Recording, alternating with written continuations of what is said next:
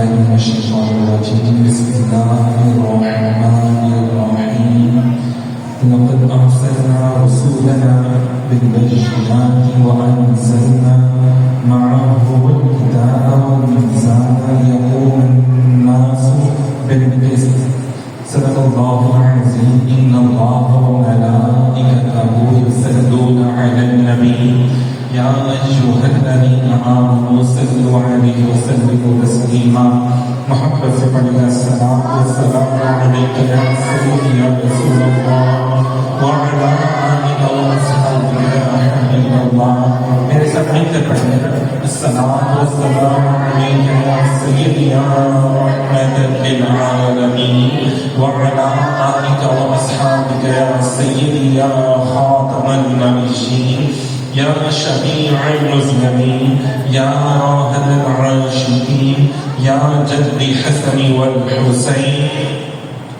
سامعین محترم، آج ماشاءاللہ سے الحق میں ربیع الاول کے مہینے کی شروعات کی جو جمعرات ماشاءاللہ سے اس میں محفل کا انعقاد کیا گیا ہے.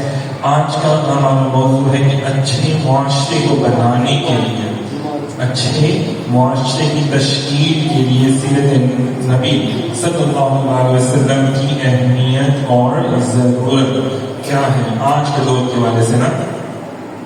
تو انشاءاللہ تعالیٰ اس حوالے سے بیان کریں. ہمارے دوست احباب ماشاءاللہ سے بڑی محبت سے چاہت سے حضور کی محافل سجاتے ہیں. تو لیکن محافل تو سجاتے ہیں لیکن سال بعد سجاتے ہیں. محافل جو ہے وہ ہم سال بعد ربیع الاول میں بھی ایک آدھی کر کے چھوڑ دیتے ہیں. حالانکہ ہونا تو یہ چاہیے کہ ہم جو ہے نا حضور صلی اللہ علیہ وسلم کی سیرت کو اپنانے کی کوشش کریں. بار بار اپنے گھروں میں محافل سجائیں، ہر پورا سال سجانی چاہیے اور اس میں بار بار حضور صلی اللہ علیہ وسلم کی سیرت مبارکہ کے مختلف پہلوؤں کا ذکر کرنا چاہیے تاکہ ہمارے بچوں کو، ہماری نسلوں کو سیکھنے کو کچھ ملے. جب سیکھیں گے تو پھر ہی بہترین انسان اور بہترین مسلمان بن پائیں گے. ہم نے اپنی زندگیوں میں سیرت النبی صلی اللہ علیہ وسلم کو ایڈ ہی نہیں کیا، ڈالا ہی نہیں، پڑھا ہی نہیں، نہ پڑھایا، نہ ایک علم کی بارگاہ میں بیٹھ کے پوچھا کہ جی جناب ہمیں آپ بتائیں کہ سیرت النبی صلی اللہ علیہ وسلم میں کیا کیا پہلو ہیں. حضور کی زندگی مبارک ظاہری طور پہ دیکھا جائے 63 برس کی زندگی ہے. آپ کی زندگی مبارک کے کتنے حصے ہیں ماشاءاللہ سے.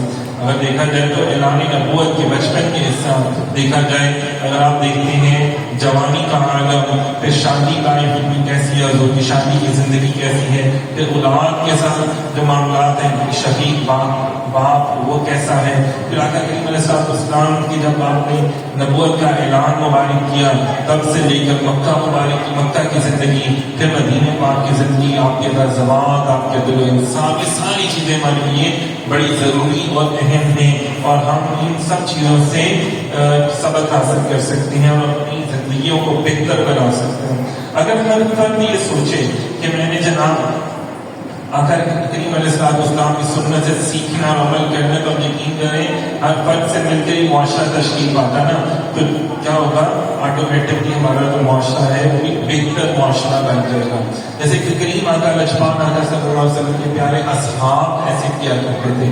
وہ کیا کرتے تھے، عرب کا معاشرہ پہلے کیسا معاشرہ تھا، اندھیروں میں ڈوبا ہوا، لڑائیاں جھگڑے جھوٹ فساد بہت سی چیزیں، گناہ کبیرہ بھی اور بہت سی چیزیں معاملات چل رہے ہوتے تھے. ان کریم آقا لجپان آقا کی جو صحبت ہے، جو آپ کی نسبت ہے، آپ کے اس میں حسنہ پر عمل کر کے وہ لوگ جو دنیا کے اعلیٰ ترین لوگ بن گئے.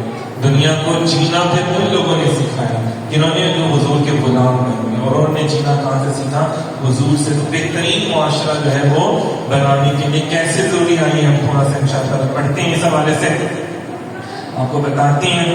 اچھا کہ جتنے بھی انبیاء تشریف لے کر آئے اور جتنے بھی رسول تشریف لے کر آئے، ان کی زندگیوں کا مقصد ہوتا تھا آنے کا. اللہ تعالیٰ نے ایم ہی نہیں کسی کو بھیج دیتے تھے.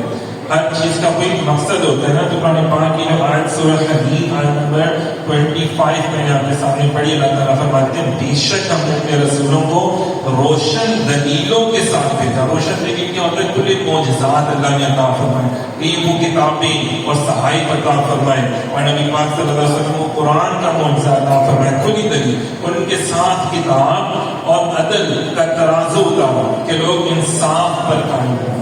کیا ہوا کہ انبیاء جو تھے نا وہ لوگوں میں انصاف پیدا کرتے تھے. لوگ کیا کرتے تھے؟ بڑے بڑے جو جاگیردار ہوتے تھے, بڑے بڑے امیر لوگ ہوتے تھے, وہ لوگوں کو پیستے تھے, ان کا حق ان کو نہیں دیتے تھے, کھا جاتے تھے, لوگوں کی فصلوں کے پیسے کھا جاتے, لوگوں کو ان کا حق نہیں دیتے. غریب سے غریب تک ہوتا تھا, اور امیر جو تھا وہ امیر سے امیر تر ہوتا چلا جاتا تھا. یہ ایک جاگیردارانہ نظام تھا, ایک ظلم سے بھرا ہوا نظام تھا.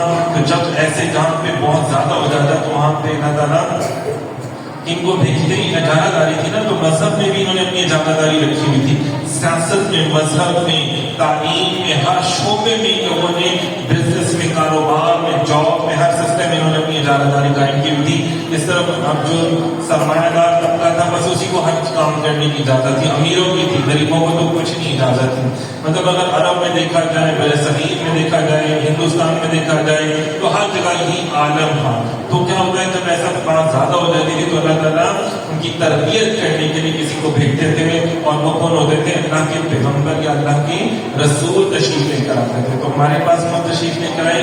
پیارے آقا لجپال آقا سید الانبیاء امام الانبیاء آقا کریم علیہ الصلوۃ والسلام جو ہے وہ اللہ تعالیٰ فرماتے ہیں میں نے مومنوں تم پر بڑا ہی احسان کیا, کیا کہ میں نے تم نے اپنا سب سے محبوب نبی بھیجا. اتنی بڑی بات ہے, سب سے پیارا اور محبوب نبی. مثلا تم نے کیا کہنا ہے؟ تم نے ان کے اسوہ حسنہ پر عمل کرنا ہے. تمہارے لیے زندگی گزارنے کے لیے سب سے بہترین جو ہستی ہے وہ کیا ہے؟ آقا کریم علیہ السلام کی ذات شخصیت ہے. میں اچھے معاشرے کا سادہ سا مطلب کیا ہوتا ہے؟ سادہ سا مطلب کیا ہے؟ ہم کہتے ہیں یار یہ معاشرہ بڑا اچھا ہے, کیا کہ ہمیں عدل و انصاف فوری طور پہ مل جاتا ہے. حضور صلی اللہ علیہ وسلم نے جو مدینے پاک میں مسجد نبوی کی تعمیر فرمائی تو اس میں عدل و